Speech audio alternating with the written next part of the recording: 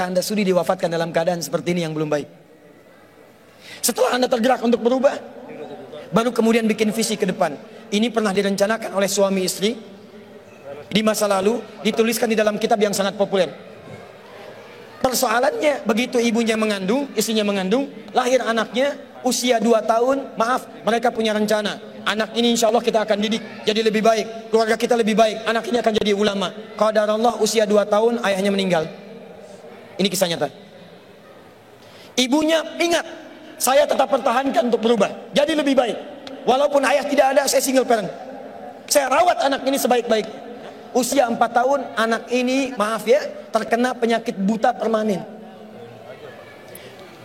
Hijrah tidak akan sepi dengan ujian. Suami meninggal, single parent, anaknya kemudian buta permanen. Apa yang dilakukan oleh ibunya? Ibunya tetap berpedoman, Allah pasti akan berikan yang terbaik. Anak ini kemudian terus didoakan, bangkit di malam hari, perbanyak kemudian tingkatkan ibadah. Ingat ya rumus ini, orang tua yang rajin ibadah maka boleh jadi kebaikannya akan diturunkan pada anaknya. Ibunya yang berdoa, anaknya yang mendapatkan bagiannya. Matanya buta tapi diganti oleh Allah dengan ingatan yang luar biasa. Kalau Anda bacakan satu kalimat, satu baris ini, satu lembar buku dibacakan oleh Anda satu halaman, maka seketika dia akan ingat seketika tanpa diulang, dengan titik, dengan komanya. Anak ini kemudian dibawa ke sekolah Al-Quran, dimasukkan talaki ke syekh di sana. Syekh di situ kemudian membacakan pada saat itu surat Qaf, surah ke-50.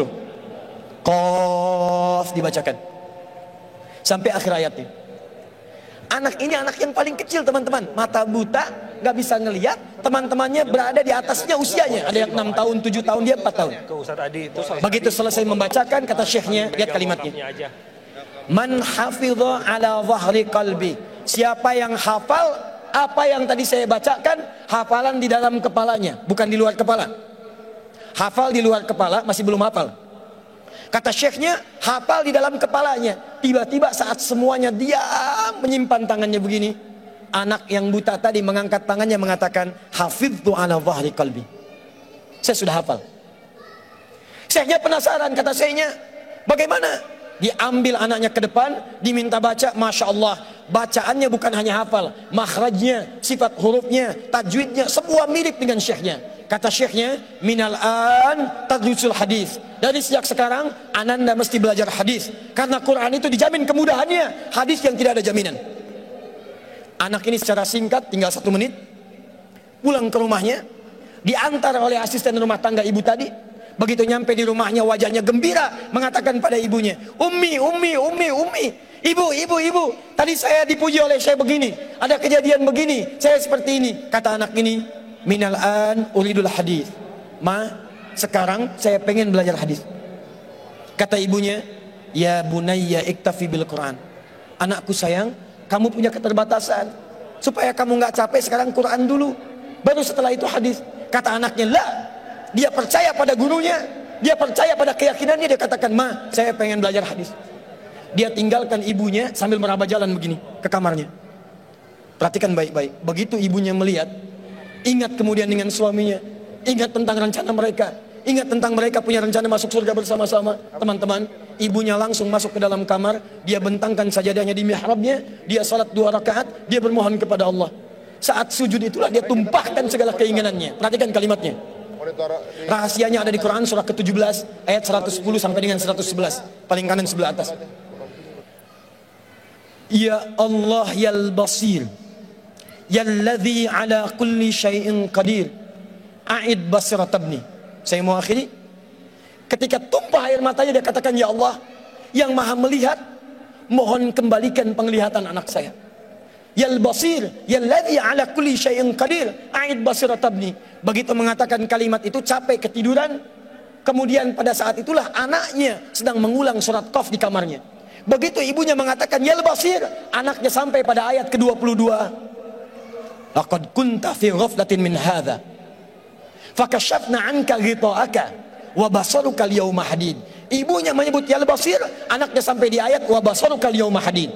Dulu pandanganmu tertutup, sekarang kami akan buka, kamu akan melihat setelah ini dengan setajam-tajamnya. Ayat ini sebetulnya kemuliaan akhirat, tapi diturunkan mendapatkan kemuliaan dunia. Tiba-tiba setelah baca ayat ini, ibunya berdoa, bersamaan kalimatnya, tiba-tiba terbuka pandangannya. Anak ini bisa melihat kembali. Saking kagetnya dia lompat, dia kejar ibunya. Ummi laqad ra'ait. Ma, saya bisa lihat lagi. Ma, saya bisa lihat lagi. Ibunya kaget kemudian terbangun. Dia peluk anaknya, dia katakan, "Nah, mungkin kamu melihat bukan dengan hatimu.